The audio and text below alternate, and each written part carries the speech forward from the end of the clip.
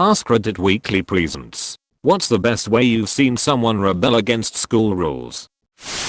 Back in the 1980s there was one kid in my school, was hardcore into the punk scene.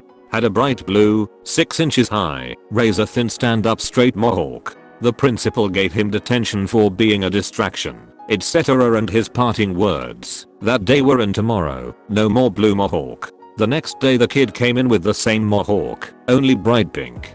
He should have seen this one coming. Yeah, a bright pink mohawk would be pretty difficult to miss.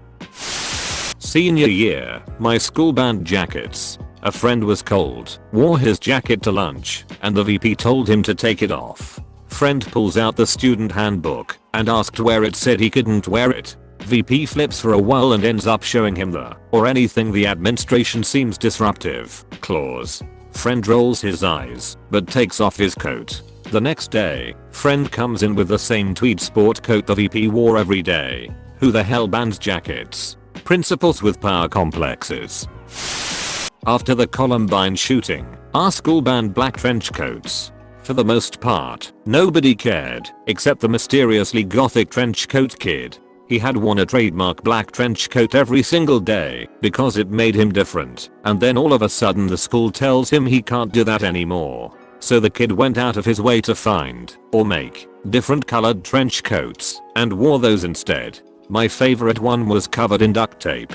TLDR, Gothic Joseph and the Technicolor trench coat. Reminds me of a guy who came to school every day dressed in old-fashioned, formal clothing. Suits, top hats, cravats, fake fur coats. I bumped into him the other day and he still dresses like that. I'm glad he does. I was at a private school that had rules about the length of boys' hair. One guy in particular always ignored the rule and the administration would tell him to get a haircut every so often, but he never did. Eventually when his hair got about down to his shoulders the principal pulled him aside and told him his hair was twice the allowed length and by next week it needed to be shortened by half. Monday rolls around and he comes in with half his head shaved and the other side as long as ever. We were impressed by literal interpretation of the principal's request, but it still ended up with him getting a suspension for a week, and he had to shave the other side before he could come back. I went to private school that told me I couldn't have hair past my neck. I loved having long hair, so I did it anyway. They told me my hair had to change over the weekend, so I dyed it pink, which was also against the rules. Long story short, I'm no longer at that school. After 9/11 my school made a rule where we had to wear our schoolids. They went overboard quick handing out detention to anyone who didn't wear one. One kid had his ID blown up and put on a shirt. On the back it said "Yes, I'm wearing my F***king ID. He got detention for not wearing it with the shirt. They're bringing back all that ID stuff where I go. Why don't they just tattoo identification numbers on all the inmates? I mean students. Give them another 10 to 15 years.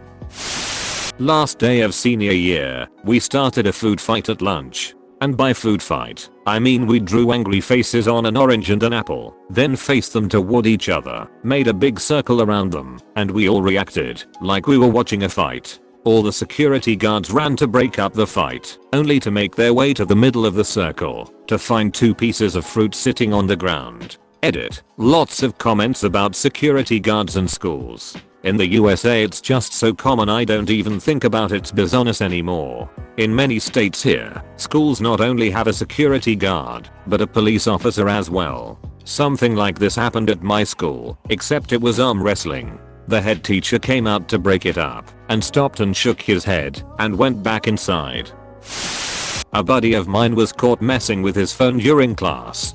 Back then, the school rules were that if you were caught, your phone was confiscated for an entire day and you couldn't get it back until the next day. This was before smartphones, and the rules have changes since the 10 years that I graduated there. So, buddy hands in his phone, but doesn't seem too worried about it. He waits a couple of classes until lunch break and asks me to come with him. He's gonna get his phone back. We go to the staff room where the confiscated phones were held and asks a teacher there if he could copy down a phone number into my phone so he could call his dad later that day. Teacher agrees and gives him the phone.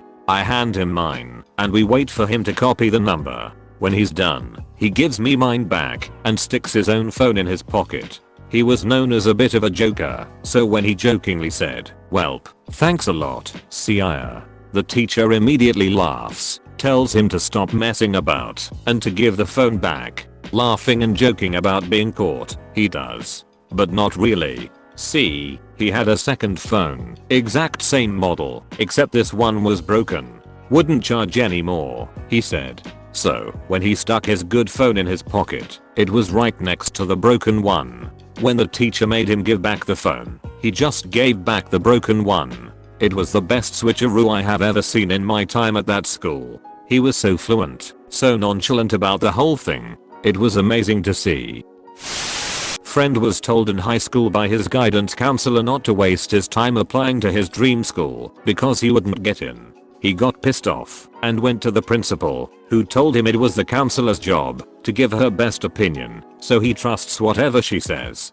He applied anyways and got in. He took the acceptance letter, made a copy, and taped them to both the principal and counselor's door with "thanks for nothing" written on both.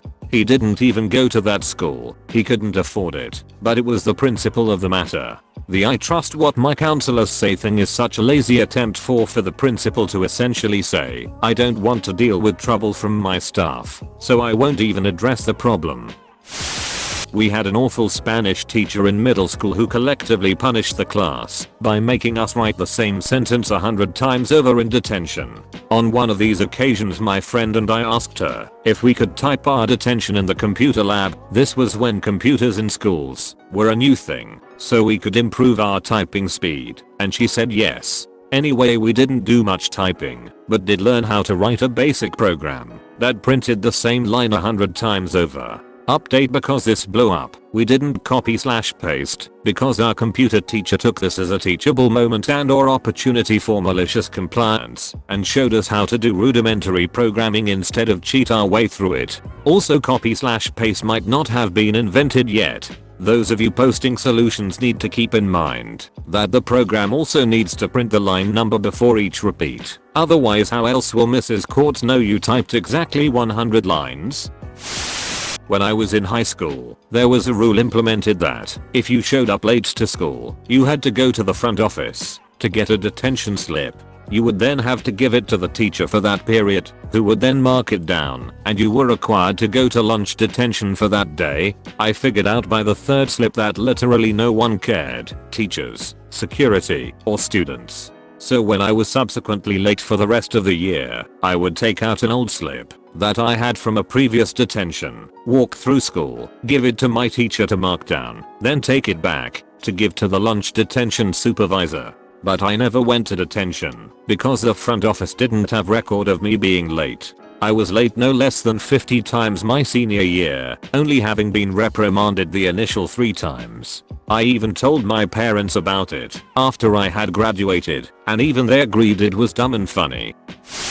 When I was in grade 7, our last class of the day, students would always bring in snacks. Our lunch shift was way too early in the day, so by the end of the school day we'd all be feeling hungry. And we were all told by our teacher that if we didn't have enough to share we couldn't eat in the classroom. One day, almost all of us brought in enough food to share, even with the students that didn't bring anything in.